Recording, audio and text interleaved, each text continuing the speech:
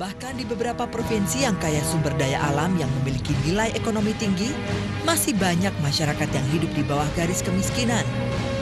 Kekayaan alam tersebut lebih banyak dinikmati oleh negara lain dan segelintir investor swasta domestik.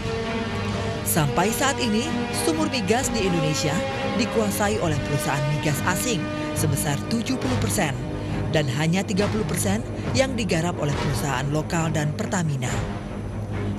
Namun permasalahan energi khususnya minyak bumi seolah tidak pernah selesai.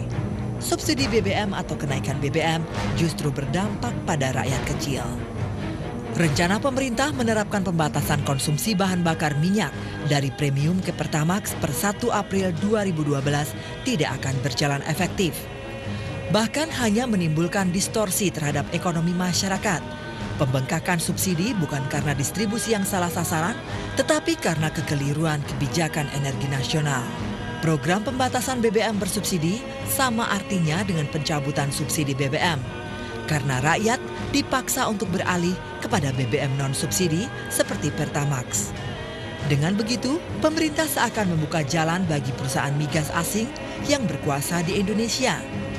Sementara dampak jangka panjang dari pembatasan BBM bersubsidi tersebut akan sangat menguntungkan SPBU milik perusahaan migas asing. Pergolakan upaya pembatasan BBM bersubsidi oleh pemerintah tidak lepas dari peran perusahaan asing tersebut.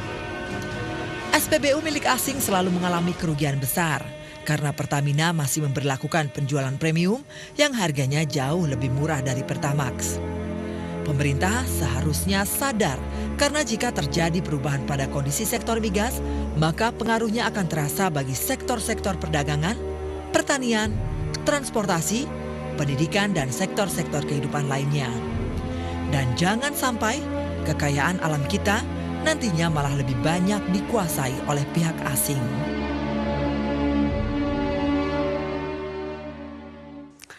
Pemirsa, tetaplah bersama kami sesaat lagi. Sarasehan Anak Negeri akan segera kembali.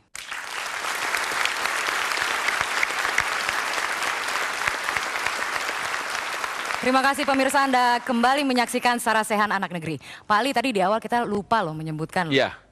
Dari narasumber-narasumber yang sebenarnya kita undang pada malam hari ini ada sejumlah menteri, ada perwakilan dari pemerintah yang kami undang, yang kebetulan kami masih tunggu kehadirannya pada malam hari ini. Informasi dari penyelenggara, dari Bravo Gandong Connection dan former Member of Parliament, undangan sudah sampai di tangan Pak Hatta Rajasa, Pak Jero Wacik, Pak Dahlan Iskan, dan teman-teman yang kita anggap mewakili pemerintah.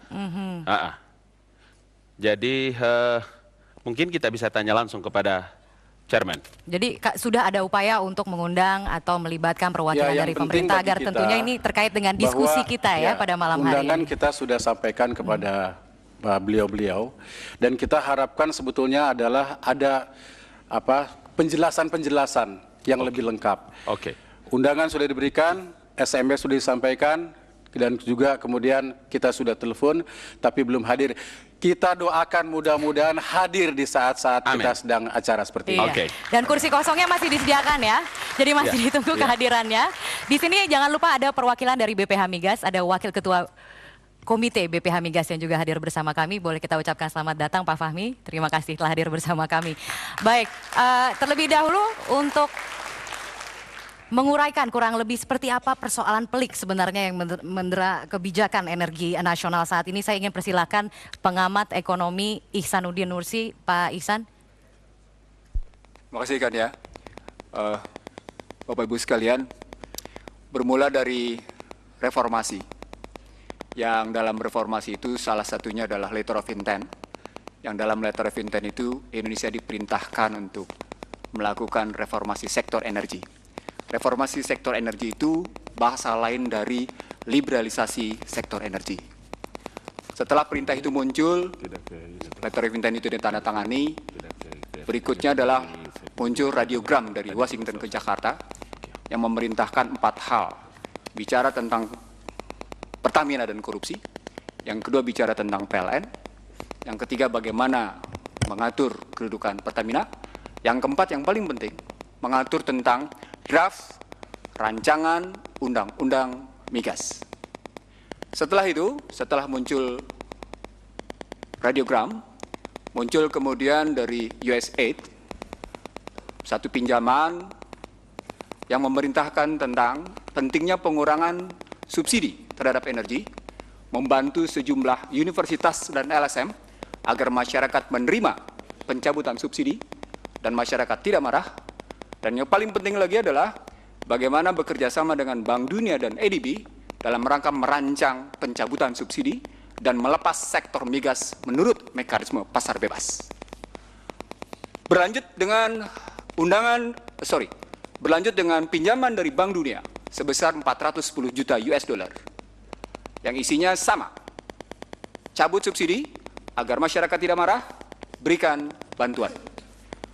Muncul lagi pinjaman Bank Dunia pada posisi Desember 2003 berakhir 2008 dengan nomor pinjaman 4712-IND yang isinya menyatakan segera cabut subsidi